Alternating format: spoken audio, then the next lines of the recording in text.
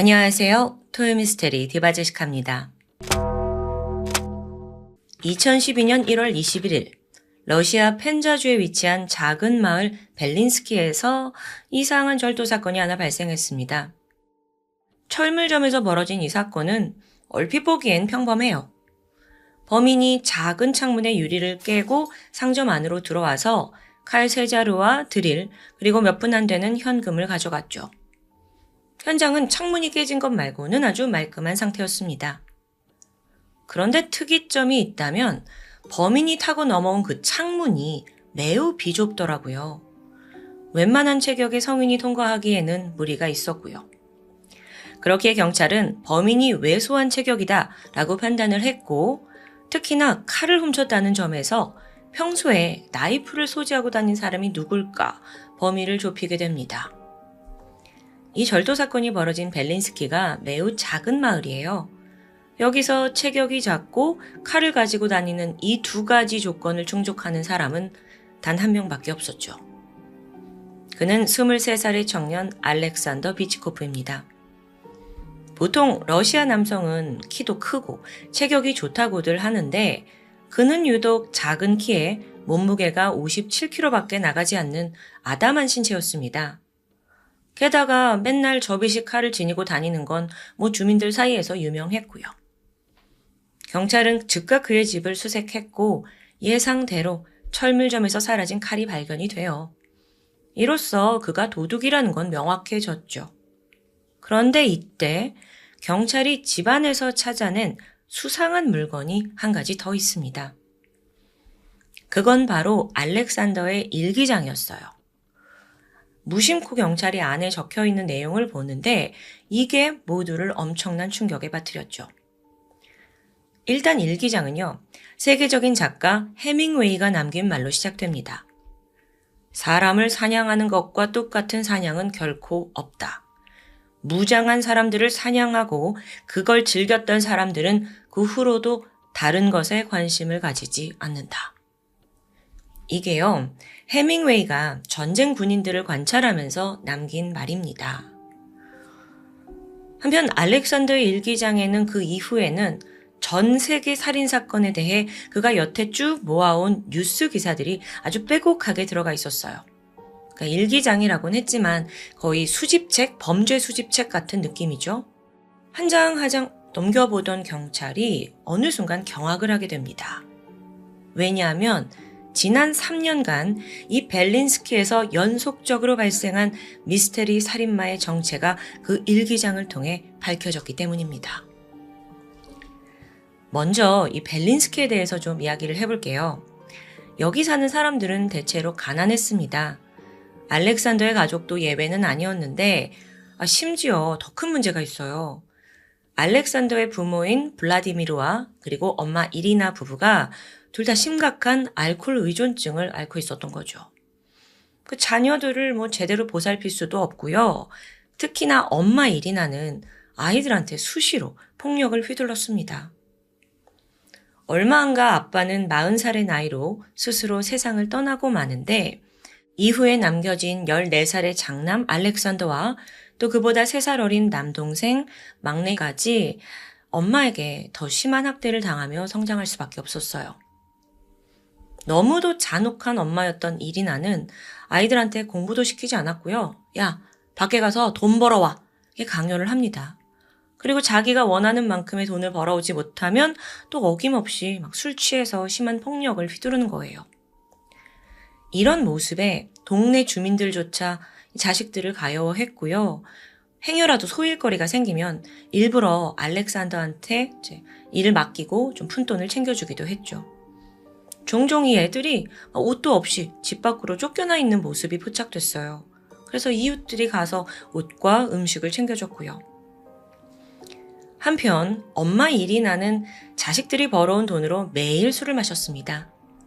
알렉산더는 엄마 역할 전혀 하지 않고 가정도 돌보지 않고 폭력까지 쓰는 이 어머니를 경멸하기 시작해요.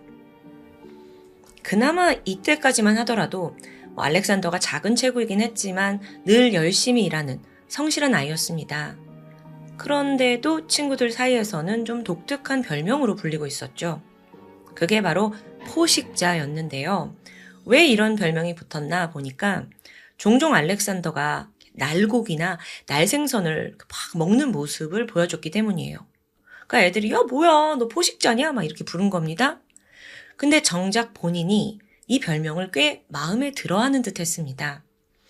아무래도 좀 체구도 작고 성격도 소심한 편인데 그러니까 모두가 자기를 다 약하다고 생각할 거 아니에요.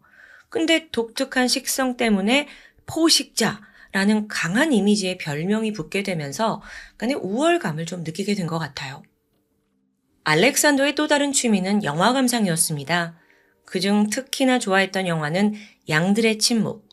여기에는 그 살인마 주인공 한니발 렉터가 등장하죠. 알렉산더가 이 영화를 또 보고 또 보고 또 보면서 한니발을 마치 자신의 우상처럼 여기곤 했어요. 그러던 어느 날입니다. 매일 돈에 쪼달리고 있던 알렉산더가 우연히 아주 쉽고 빠르게 돈을 벌 수 있는 방법을 알아냅니다. 일을 하지 않아도 되고요. 옷만 좋으면 순식간에 큰 돈을 쟁취하는 바로 도둑질이었죠. 처음에는 좀도둑으로 시작을 했어요. 근데 어찌 보면 사실 이런 가정 환경에서 범죄를 저지르면 잘하는 게 놀랍지도 않아요. 근데 얘가 이렇게 철저한 편은 아니더라고요. 행동도 어설퍼서 걸리기 일쑤였죠. 자, 그런데 신기하게도 걸릴 때마다 그는 별다른 벌을 받지 않고 넘어가게 됩니다. 그 이유가 뭐였냐면 워낙 어릴 때부터 이제 가엾게 자랐잖아요. 그러니까 이웃들이 그걸 알고 있으니까 알렉산더의 나쁜 행동을 그냥 눈 감아주기 시작한 거죠. 이게 나중에 어떤 결과를 초래할진 상상도 하지 못했고요. 그 사이 알렉산더는 점점 나이를 먹게 됩니다. 자랄수록 엄마에게 좀 더 거세게 저항을 해요. 결국 어느 순간 엄마 일이 나도 아들한테 내가 더 이상 손 못 대겠구나 싶은 시점이 됐죠. 그러자 이 엄마의 폭력이 어린 두 동생들에게 심하게 향하기 시작하는데요. 그러던 2007년입니다. 알렉산더가 대학에 갔어요. 이게 공부에 뜻이 있었던 건 아니고요. 학교에 다니면 군 입대를 좀 늦출 수 있었기 때문이래요. 대학에 가서도 성적은 엉망이고 행실은 더욱 망가집니다. 아이러니하게도 부모와 마찬가지로 술독에 빠져 살았대요. 그러던 어느 날 그의 인생을 송두리째 바꾼 비극적인 사건이 발생했죠. 본인이 아니라 남동생 세르게이 일이었습니다. 세르게이가 어떤 무리에게 집단 폭행을 당한 겁니다. 심지어 그들은 달리던 차 안에서 정신을 잃고 있는 그 세르게이를 그냥 던져버렸어요. 이걸로 목숨은 건지게 됐는데 남동생이 뇌에 영구적인 장애를 얻게 되죠. 형 알렉산더는 동생을 돌보기 위해 학교를 그만두고 집으로 돌아오게 되는데요. 그때부터 홀로 엄마와 동생들의 생계를 책임지기 시작합니다. 급하게 찾은 일은 경비 업무였어요. 사실 겨우 집에서 벗어나나 했는데 또다시 지옥의 굴레에 빠진 듯 했죠. 그리고 이쯤부터 알렉산더는 자신의 그 내면의 분노를 기이한 방향으로 불기 시작합니다. 눈에 보이는 길고양이, 개들을 잡아와서 그냥 이유 없이 죽이는 겁니다. 이렇게 하면 자기 스트레스가 좀 풀리는 듯 했다고 일기장에 남겨져 있어요. 근데 이건 정말 시작일 뿐이었죠. 알렉산더의 인생이 좀처럼 잘 풀리지 않던 어느 날, 이번엔 사귀던 여자친구에게까지 차이게 됩니다. 그의 일기장에 의하면 이별을 한 후 고통을 받고 그는 자신의 폭력성에 눈을 뜨게 되었다고 합니다. 그게 뭐냐? 동물 대신 사람을 사냥하는 일이었죠. 알렉산더는 스스로를 늑대 혹은 어릴 적 별명인 포식자로 칭하면서 위협적인 인물이 되고 싶어 했어요. 그게 일기장에 고스란히 드러나 있고요. 사실 전 여친은 그런 강한 남자가 되고 싶다라는 사실에 그냥 비웃음만 픽 웃기만 했거든요. 결국 그녀에게 차인 후에 알렉산더는 너 두고 봐. 내가 진짜 포식자고 늑대 같은 강한 남자라는 걸 증명해 보이기로 마음먹습니다. 그 첫 피해자를 물색하는데 자신보다 강해서는 안 되고 적절히 제압이 가능한 사람이어야겠죠. 2009년 9월 17일 60세 노인이었던 예브게니 지드코프는 은퇴를 하기 위해 필요한 서류가 있었는데 그걸 발급받으러 벨린스키를 잠깐 방문하게 돼요. 그리고 너무나 운 나쁘게도 한적한 공원에서 웬 청년과 마주치게 되죠. 그게 바로 알렉산더였습니다. 알렉산더 눈에 60세 노인, 쉬운 사냥감이에요. 친근하게 접근하더니 그에게 술을 권했고 이게 러시아의 분위기인지 모르겠지만 두 사람이 그렇게 처음으로 만나가지고 보드카에 얼큰하게 취합니다. 그러자 알렉산더가 우리 집으로 가서 너 마시겠냐 라면서 데려갔어요.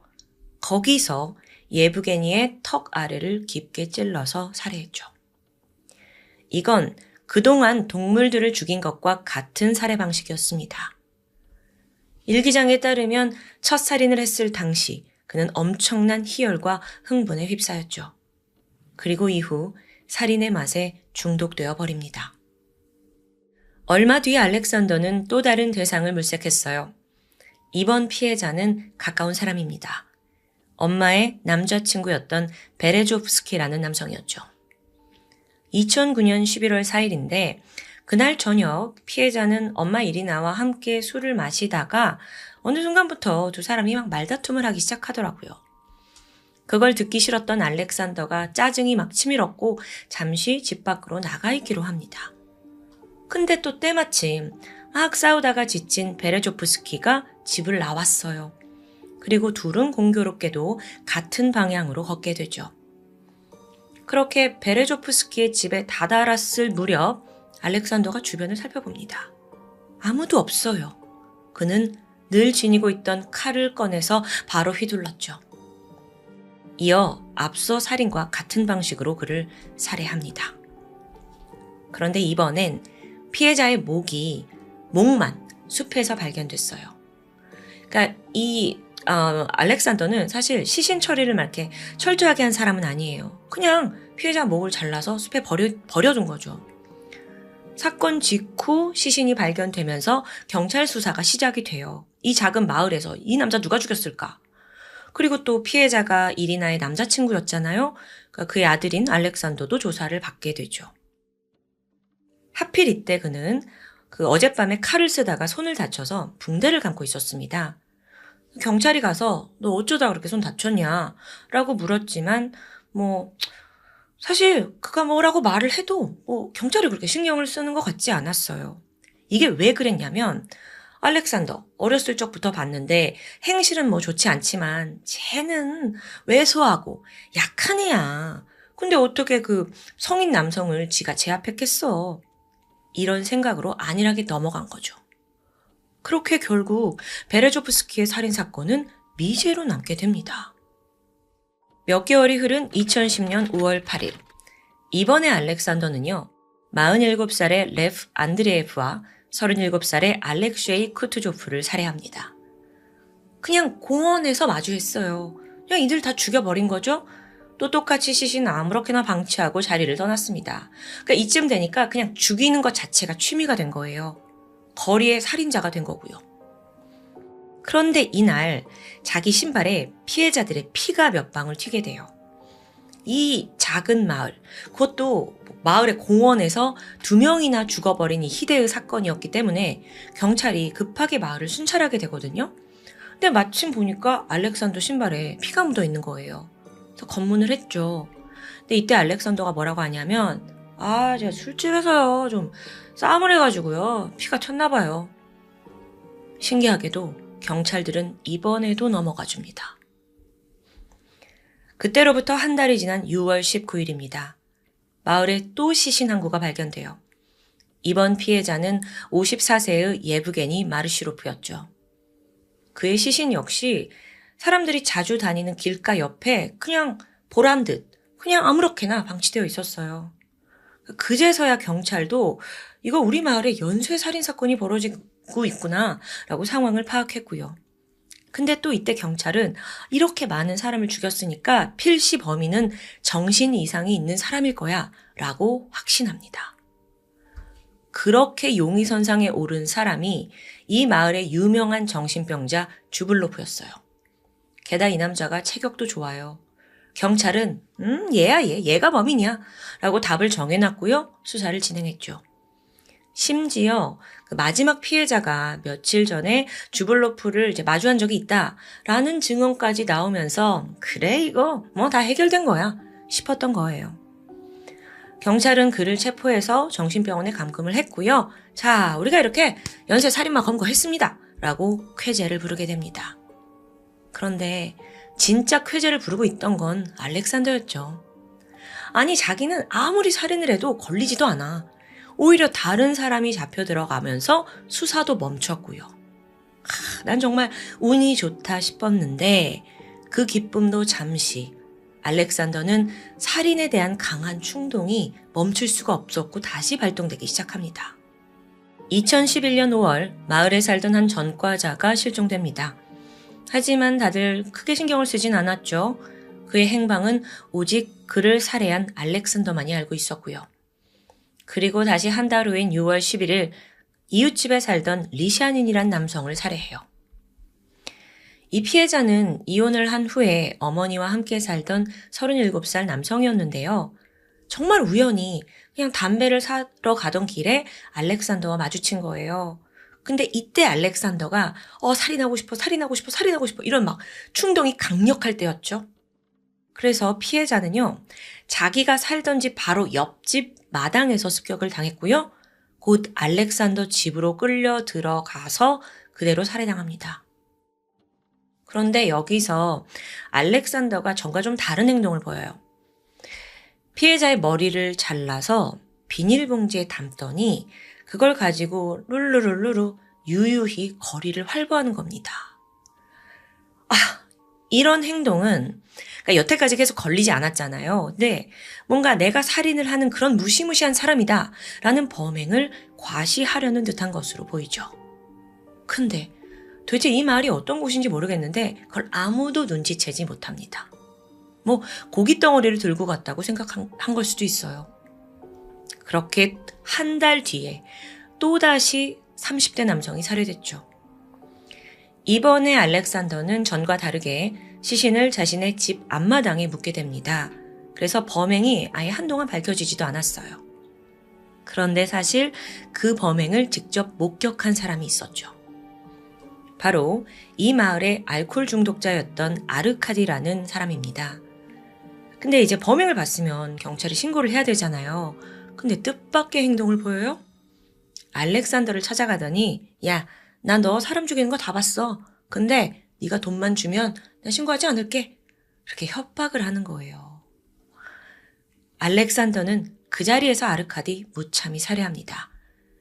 분노가 있었는지 예전보다 더 심하게 신체를 토막냈고요. 심장과 간을 꺼내서 요리했죠. 그리고 음악을 크게 틀고는 마치 바베큐를 하듯 인육 식사를 즐겼습니다. 이쯤 되니까 알렉산더는 나는 절대 들키지 않을 거다라고 확신했어요. 아니 좀 그럴만도 한 게 지금까지 수많은 살인을 했지만 그 누구 한 명도 의심을 하지 않는 거예요. 그러니까 머리를 봉투에 담아서 들고 다니질 않나, 보란듯이 인육 바베큐를 하지 않나 이런 미친 짓을 하는 거죠.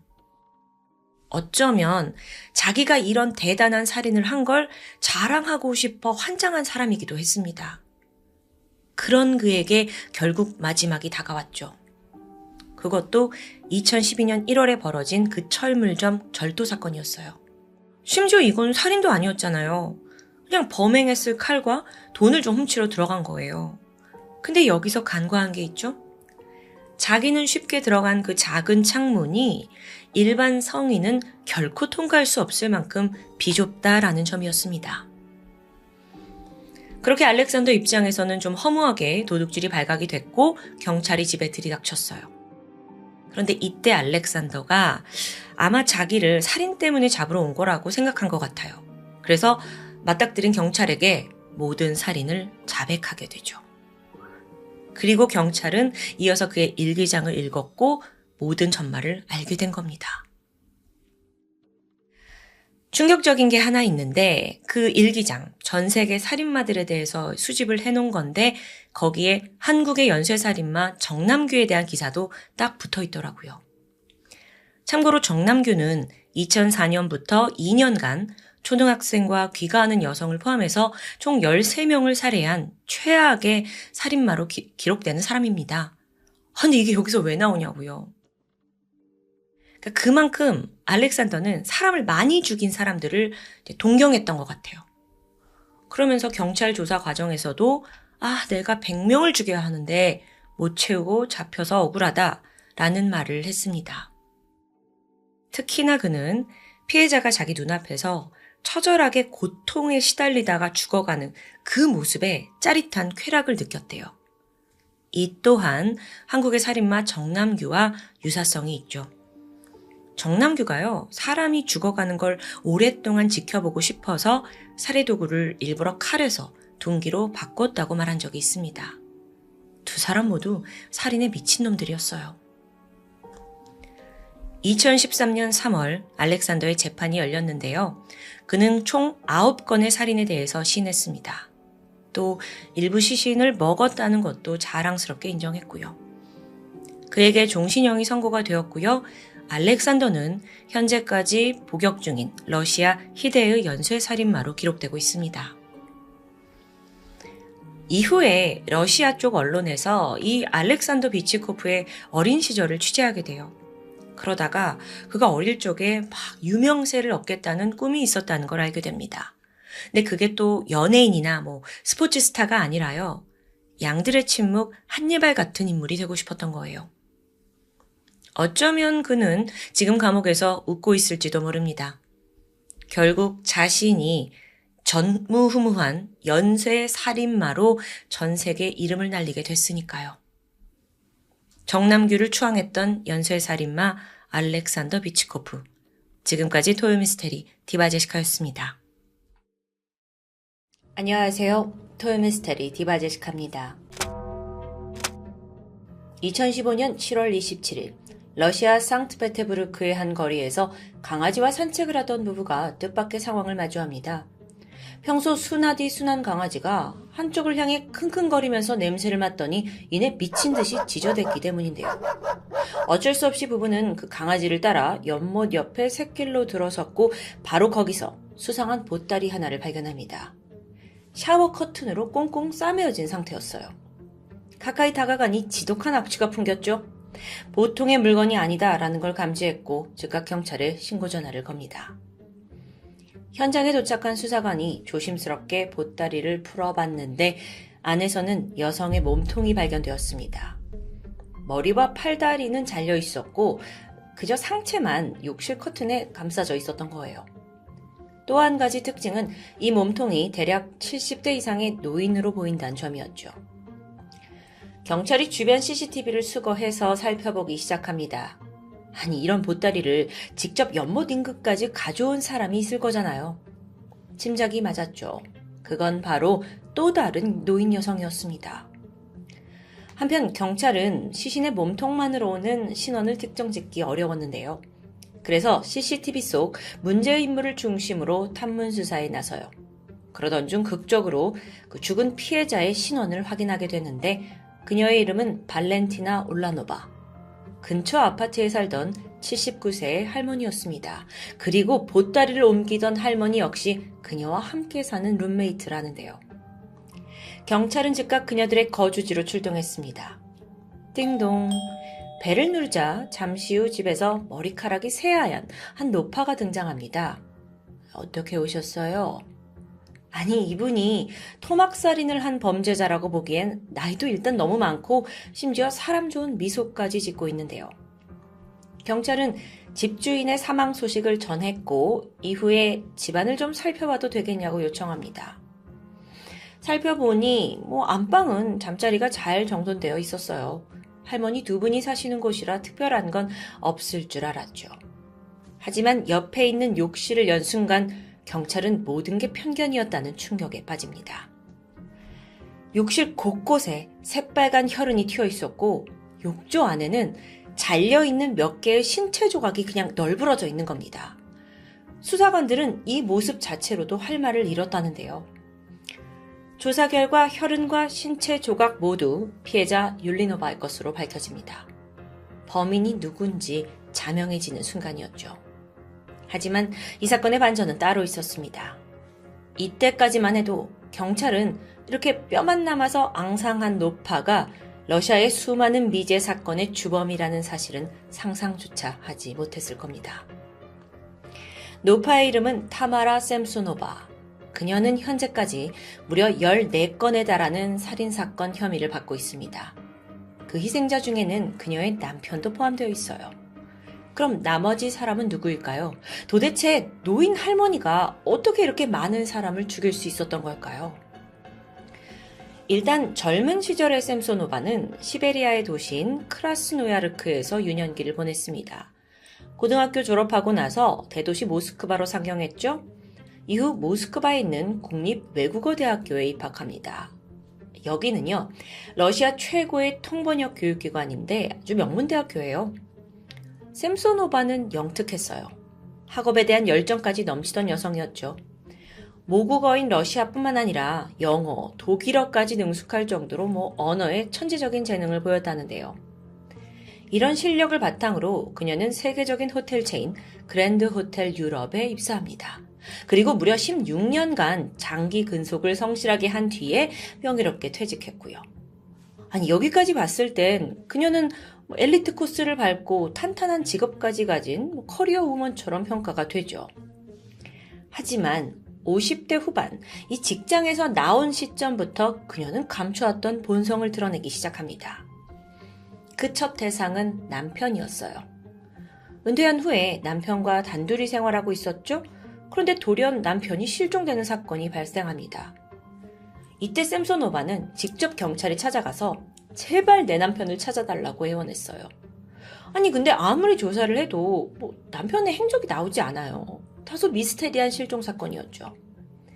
긴 수색에도 불구하고 경찰은 남편의 머리카락 한 올조차 발견하지 못했는데 하물며 죽었다 하더라도 시신은 나와야 하는데 흔적은 여전히 없습니다.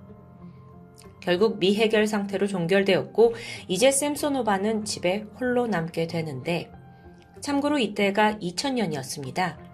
그때부터 검거되기까지 2015년 그녀는 늘 남편을 그리워하던 사람이에요.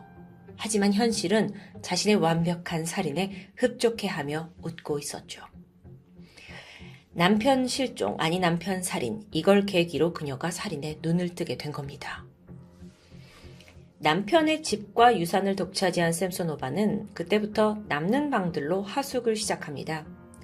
주변보다 좀 더 저렴한 가격에 나온 방이었기 때문에 많은 사람들이 몰렸다고 해요. 하지만 셈소노바의 진짜 의도는 앉아서 제 발로 걸어 들어오는 다음 희생자들을 기다린 셈이었죠. 2003년 얼마 전 하숙을 시작한 44살의 남성 세르게이가 또 갑자기 실종됩니다. 이 집에 살다가요. 근데 어느 누구도 셈소노바를 의심하진 않았어요. 결국 세르게이의 시신은 끝까지 발견되지 않았는데 추후에 경찰이 이 집을 수색했을 때 곳곳에서 나온 혈흔과 DNA로 범죄 사실이 드러나게 되죠. 당시 이 수색을 통해 세르게이 외에도 수많은 세입자들의 DNA가 추가 발견되었습니다. 물론 피해자들 대부분 이 집에 살았다가 실종된 형태였잖아요. 그래서 이게 실종인지 살인인지는 추정만 하던 중이었죠. 그러다 경찰이 결정적인 걸 발견합니다. 그건 바로 셈소노바가 직접 작성한 범죄 일기장이었어요. 자신의 살인을 꽤나 자랑스러워했는지 모든 걸 상세히 기록했는데 그 안에는 이 피해자들의 이름과 정보, 그 외에 어떻게 살해했고 또 어떻게 시신을 처리했는가가 적혀 있습니다. 그리고 정말 충격적인 건 그 안에 인육 요리에 대한 내용이 자세히 적혀 있었다는 점이에요. 이게 바로 수년간 살인이 발각되지 않았던 이유이기도 하겠죠. 하숙집을 일종의 살인 소굴로 만들어버린 셈소노바.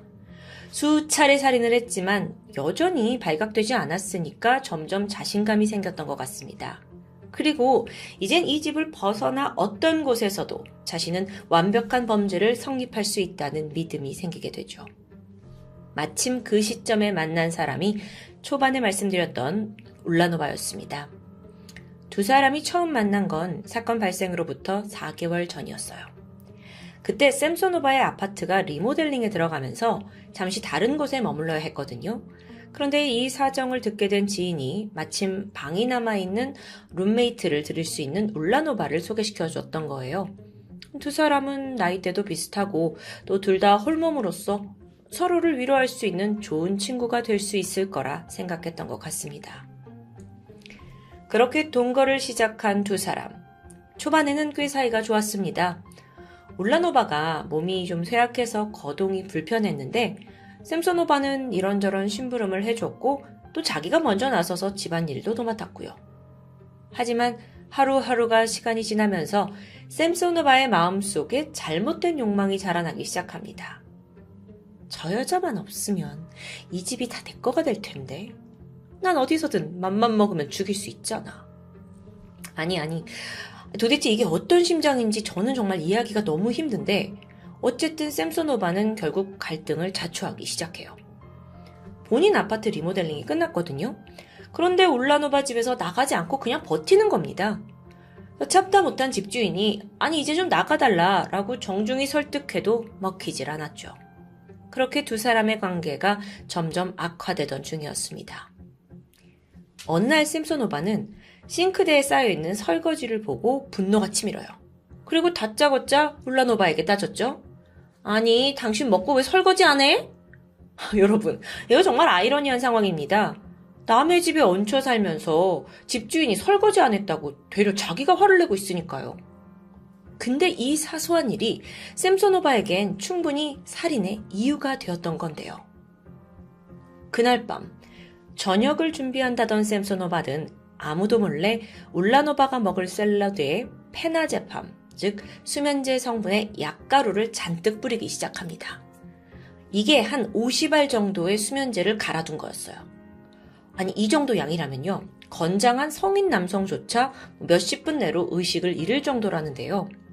결국 울라노바가 샐러드를 입에 넣었고 이 79세의 몸은 약성분을 버티지 못했습니다. 샐러드를 다 먹기도 전에 의식을 잃게 되죠. 당시 울라노바는 그래도 아직 숨을 쉬고 있었습니다. 하지만 샘소노바는 빠르게 움직이기 시작했죠.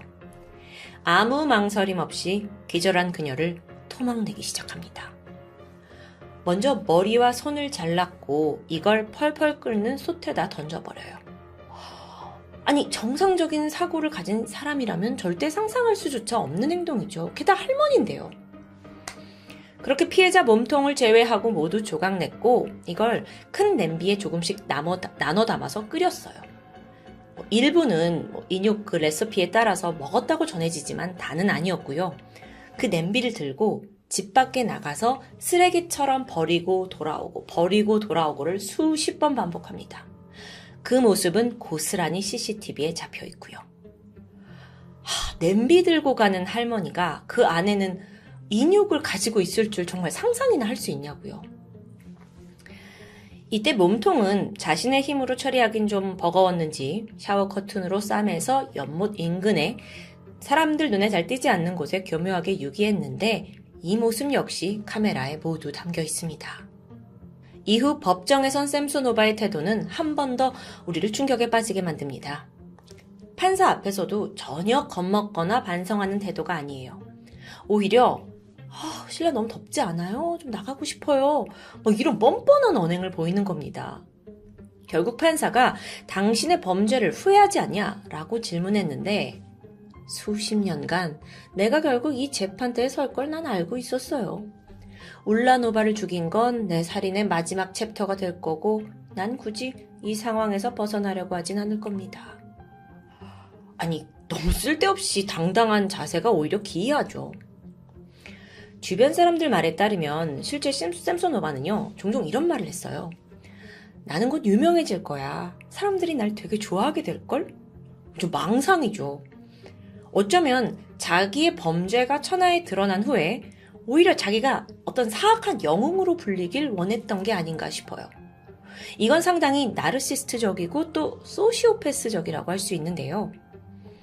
사실 이런 모습은 그녀의 일기장에서 더 또렷이 드러납니다. 일단 여러분, 일기를 왜 씁니까? 혼자 기록을 남겨두는 거잖아요. 그런데도 불구하고 마치 타인이 이걸 읽게 되길 기대하는 듯 러시아어, 영어, 독일어를 막 번갈아 가면서 일기를 써내려갔던 게 참 특이한 점이었죠. 러시아 언론에 그 일기의 일부분이 공개가 된 적이 있습니다. 특히나 2003년에 저지른 세입자 살인 사건에 대한 고백이 적혀 있는데 굉장히 끔찍한데 일부만 좀 번역해서 보면 나는 세입자 볼로디아를 죽이고 칼로 그를 욕실에서 조각조각 잘라낸 후 시체 조각들을 비닐봉지에 넣어서 프룬젠스키 구역의 다른 곳에 버리게 됐다. 여기서 드는 생각이 살인마가 이런 일기를 남기는 건 어떤 심리일까요? 사실 이 일기는 살인 일기라고는 하지만 그냥 평범한 일기와 다름없었어요. 일기장 곳곳에 오늘 7시에 친구와 밥을 먹었다. 어제 잠을 설쳤다. 내일 무엇을 할 것이다. 막 이런 일상적인 내용도 적혀 있었으니까요. 그럼 그녀에게 살인은 일상의 한 이벤트일 뿐이었던 걸까요? 거의 중독에 가까운 살인을 보여준 샘소노바. 그런 그녀의 소나기에서 살아남은 이가 딱 한 명 있습니다. 바로 그녀와 학창시절을 쭉 함께 보낸 친구 안나 바탈리나라는 사람이죠. 샘소노바의 범죄 행각이 전 세상에 알려진 후에 안나가 인터뷰를 하게 되는데 그 내용도 가히 충격적이에요. 아직 샘소노바의 남편이 살아있던 시기에 그녀는 종종 친구니까 안나와 남편의 험담을 나눴다고 합니다. 스트레스를 그런 식으로 푼 거죠. 그런데 어느 날 유난히 샘소노바가 기분이 좋지 않아서 왜 그러니? 라고 물었더니 내 남편이 딴 여자를 만나는 것 같아. 그래서 죽여버려야겠어. 글쎄요. 그냥 부부끼리 어떤 문제가 생겼을 수는 있지만 죽여버려야겠다라는 말은 좀 심한 것 같은데 물론 이게 남편을 살해한 진짜 이유인지는 정확히 밝혀지지 않았습니다. 근데요, 좀 더 알아보니까 샘소노바의 시어머니 또한 의문의 죽음을 맞이했습니다. 인터뷰에서 안나가 말하길 샘소노바는 이미 시어머니를 죽인 사람이 자신이라고 고백한 적이 있다라고 증언했죠. 여기에 대해서는 증거가 불충분해서 사실을 밝혀내긴 어려웠다고 합니다. 사실 안나, 이 친구 역시 샘소노바의 피해자 중 한 명입니다. 계속 친구인데도 불구하고 협박을 하고 가스라이팅을 했기 때문인데요. 샘소노바의 신경을 건드릴 때마다 내가 널 죽일 거다 이렇게 단순한 협박 정도가 아니었어요. 내가 널 죽여서 갈기갈기 찢어서 시신을 걔들한테 먹이를 줄 거야. 그러니까 다시는 나를 열받게 하지 마. 아니 누가 친구한테 이렇게 말해요. 너무 살벌하죠. 근데 그래서 도대체 샘소노바가 몇 명을 살해한 건지가 궁금해지는데 아직 답을 드리지 않았습니다. 왜냐면 러시아 경찰 또한 이 밝혀낸 14명 외에 아직까지도 총 몇 건의 살인을 저질렀는지는 정확히 파악하지 못하고 있는 실정이기 때문이에요. 물론 발렌티나, 맨 처음 등장한 피해자 사건의 범인인 건 확실하죠. 근데 그 외에는 직접 증거가 부족하고 일기 고백과 정황만 있을 뿐이라는데요. 현재 샘소노바는 카잔 정신병원에 수감되어 있습니다.